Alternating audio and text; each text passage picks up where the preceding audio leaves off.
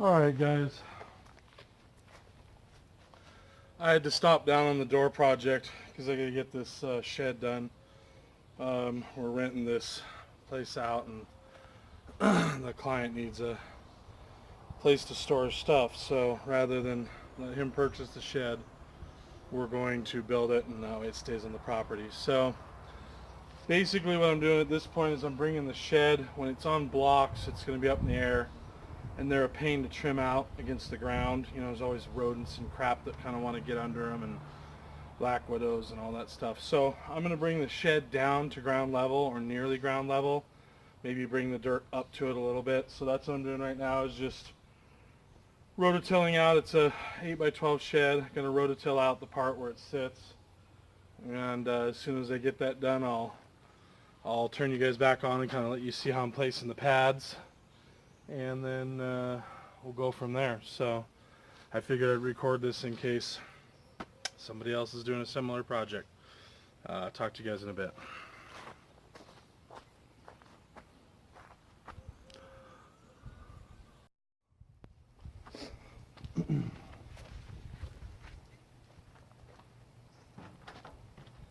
Alright guys, these are the 12-foot sections, obviously. If you're trying to get a really straight cut, one of the things a framer buddy of mine taught me, when you don't have a chop saw, you want to get a really square cut.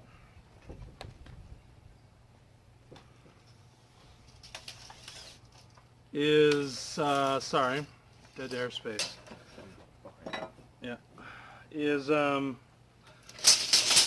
Use a framing square, or you can use a big square. I can't ever think of what these are. Speed square. So generally what I'll do is make your line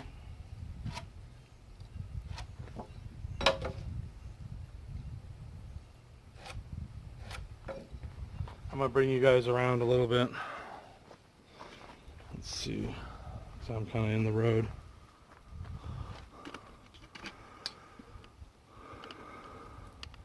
So what I'm going to do is hold the square from the other side, and I'm going to run my saw against it, and that way I don't have to worry about if I'm not very good at making a straight cut.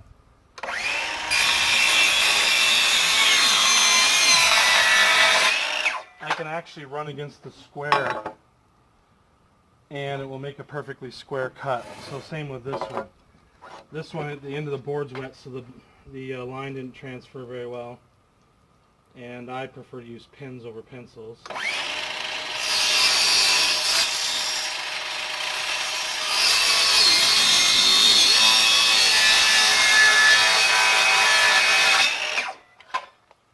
But basically, that will keep, if you tend to do this a little bit through the cut, it'll keep the wobble out of the cut.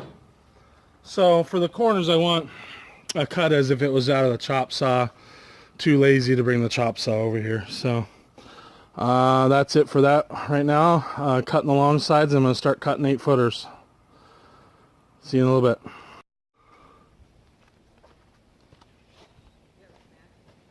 Alright guys, so what I did is, I'll grab some screws and show you.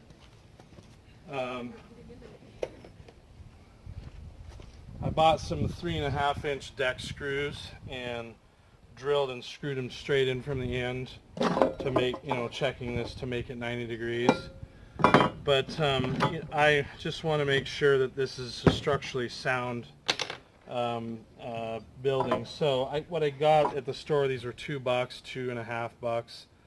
They're ML24TZs. They're a hanger, and I went and they had in the same spot the screws that go with them. And so it's a pretty simple setup. I've got these little Harbor Freight nut drivers, and they're a 3/8 head, and I'm going to go ahead and stick them on there. I get my extension here, and should be a pretty easy connection now that the screws are in. Make sure I don't hit them. try not to. Nope.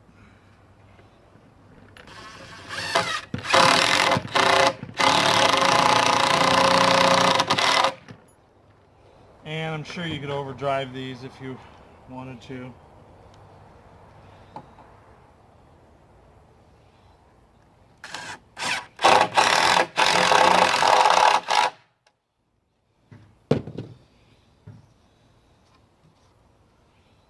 And that actually, there was already a split there, and I think somehow I went right into the split. Anyways, I'm going to actually drill these out just so they don't split the wood by chance. Or just... I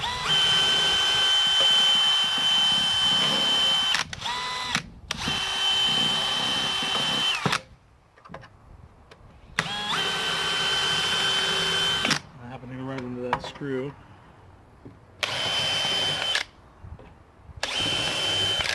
I just don't want them to split, so I know that might be an extra step, unneeded step.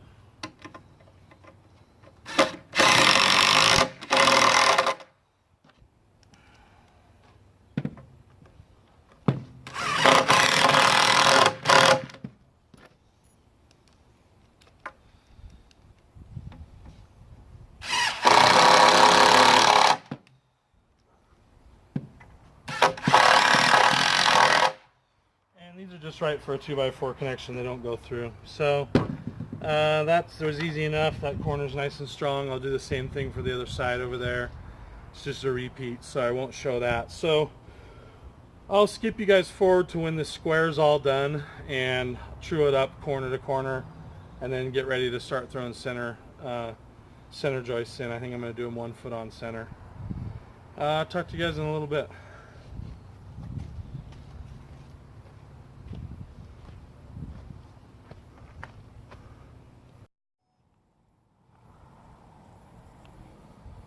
Alright guys, I had to buy this hole saw today from Harbor Freight because I forgot to drill the holes for the electrical.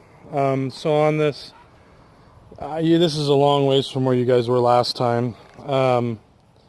Basically what I did is these interior studs, I cut them all at 8 foot minus basically 3 inches. It ended up being 3 inches. It's a 16th under 8 feet.